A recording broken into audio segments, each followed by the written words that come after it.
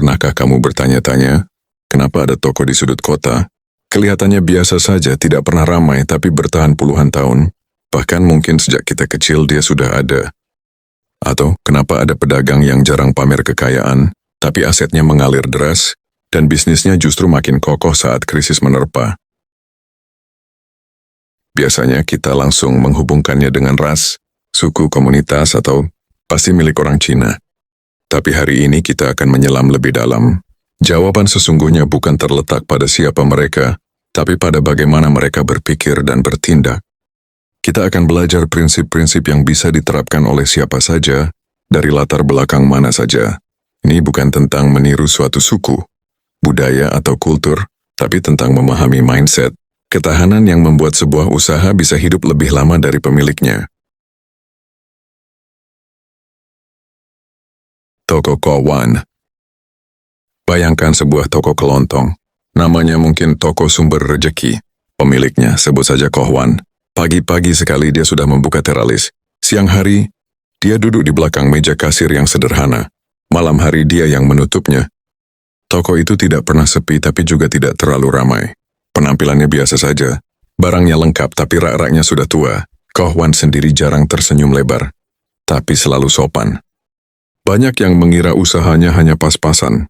Tapi yang tidak mereka lihat adalah toko itu telah membiayai sekolah anak-anaknya sampai perguruan tinggi, telah melewati 3 kali krisis moneter, dan telah menjadi bank kecil yang dipercaya tetangga saat ada kebutuhan mendesak.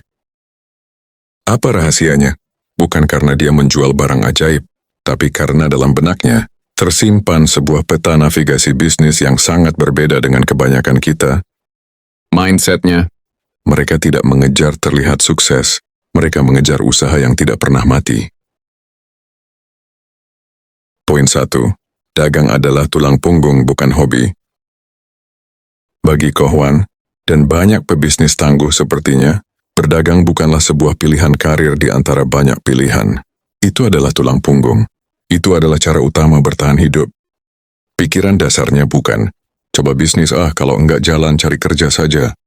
Pikirannya adalah, kalau usaha ini mati maka sumber nafkah keluarga ikut mati. Bayangkan perbedaan mental yang luar biasa ini. Yang satu punya jalan keluar, yang lain tidak. Yang satu bisa menyerah saat capek, yang lain harus mencari cara, bagaimanapun caranya. Refleksi untuk kita. Berapa banyak dari kita yang memulai bisnis dengan mental coba-coba, saat semangat kita giat, saat ada masalah pertama, kita langsung berpikir, mungkin ini bukan passionku, kayaknya nggak cocok di bisnis ini. Ketahanan dimulai ketika kita menghilangkan opsi mundur. Bukan dalam arti nekat, tapi dalam arti komitmen untuk menyelesaikan masalah, bukan lari darinya. Poin 2, modal adalah nyawa, bukan angka. Ini prinsip yang paling keras dan paling dijaga. Uang usaha dan uang pribadi adalah dua alam yang berbeda. Mereka dipisahkan dengan tembok beton. Bagi mereka, modal adalah darah yang mengalir di dalam tubuh usaha. Jika darah itu bocor untuk keperluan di luar usaha, gaya hidup, mobil baru, liburan mewah, maka usaha itu akan anemia, lemas, dan akhirnya mati. Prinsipnya sederhana. Keuntungan diputar, bukan diambil habis. Gaya hidup dikontrol. Mereka lebih rela terlihat biasa saja di mata tetangga, asalkan laporan keuangan tokonya luar biasa. Mindset ini melahirkan disiplin finansial yang luar biasa. Mereka bisa membaca buku kas dan merasakan sehat tidaknya usaha hanya dari pola keluar masuk uang. Perbandingannya, banyak pebisnis pemula fokus pada penampilan sukses, kantor mentereng, mobil bagus. Pedagang tangguh fokus pada perputaran dan kesehatan keuangan. Siapa yang akan bertahan lebih lama? Poin 3. Untung kecil, nafas panjang. Mereka tidak obsesif pada margin raksasa. Untung kecil tapi cepat laku adalah mantranya.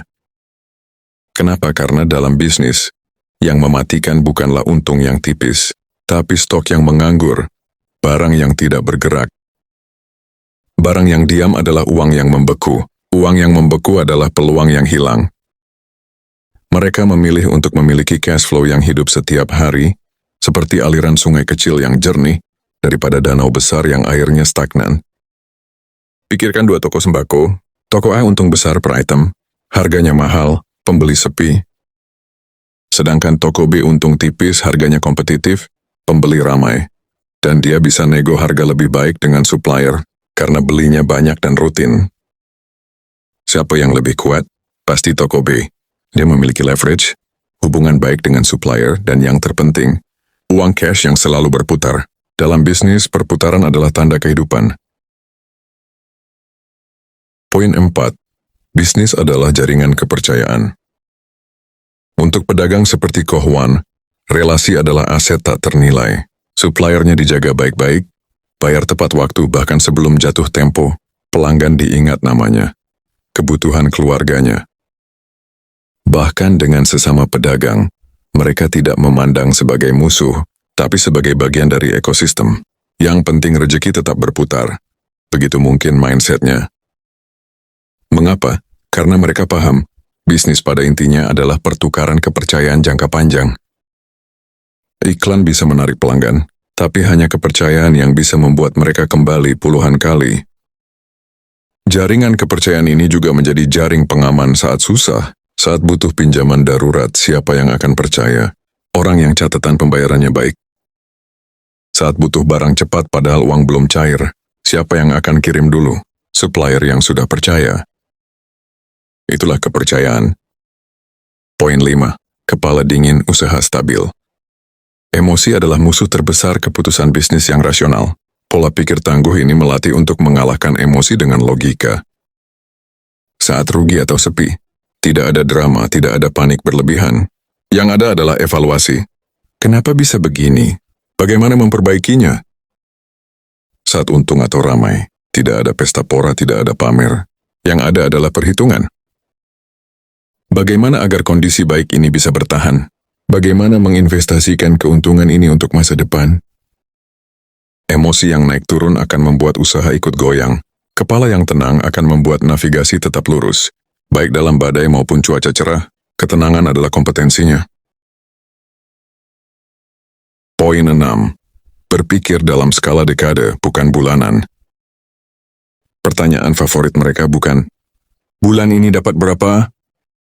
Tapi, tahun depan toko ini akan seperti apa? 10 tahun lagi bisnis ini akan diwariskan kepada siapa?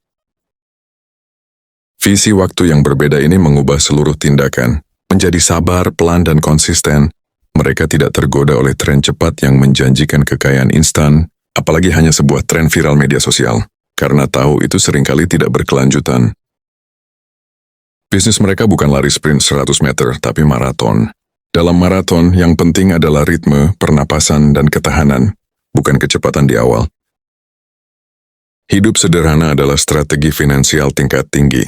Ini bukan tentang pelit, tapi tentang kesadaran. Gaya hidup tinggi menciptakan tekanan keuangan yang tinggi. Tekanan tinggi membuat keputusan bisnis menjadi panik dan rapuh. Kesederhanaan memberikan ruang bernafas, memberikan ketenangan, dan pada akhirnya, nafas yang panjang untuk usaha mereka. Refleksi untuk kita semua. Jadi apa yang sering membuat usaha kecil gagal? Bukan karena kurang ide, kurang pintar, atau kurang modal awal. Tapi karena mencampurkan uang usaha dengan uang pribadi. Ingin cepat kaya dalam semalam. Gengsi yang lebih besar dari kemampuan. Mudah menyerah saat ujian pertama datang. Dan tidak sabar membangun relasi yang tulus. Pada dasarnya, masalahnya adalah kurang disiplin menjalankan prinsip-prinsip dasar yang sebenarnya sesederhana itu. Pertanyaan terakhir. Jadi jangan lagi bertanya kenapa bisnis mereka bisa bertahan puluhan tahun. Tanyakan pada dirimu sendiri, jika usahaku diuji oleh waktu, dipukul krisis, diterpa persaingan, dilanda ketidakpastian, apakah mental dan disiplin keuanganmu sudah siap untuk bertahan? Karena dalam dunia dagang dan mungkin dalam hidup, yang menang bukanlah yang paling cepat kaya, tapi yang paling lama tidak tumbang. Semoga kita semua menjadi pebisnis yang tangguh, ulet, dan tahan banting. Sampai jumpa dalam konten berikutnya. Salam hangat penuh semangat.